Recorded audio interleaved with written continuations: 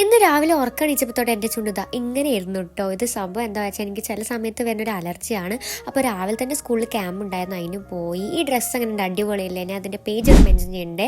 ആ അടിപൊളി ഡ്രസ്സാണ്. നമുക്കൊന്നൊരു ഓണസദ്യ ഉണ്ട് കേട്ടോ, അതിന് പോവുകയാണ് കേട്ടോ. അപ്പോൾ എൻ്റെ കൂടെ അതാ സനാനുണ്ട്, പിന്നെ അത് അവളുടെ ബ്രദറാണ് കേട്ടോ. അപ്പോൾ നമ്മളെല്ലാവരും പാടെയാണ് പോണത്. അവളുടെ ഉപ്പയും ഉമ്മയൊക്കെ ഉണ്ടായിരുന്നു.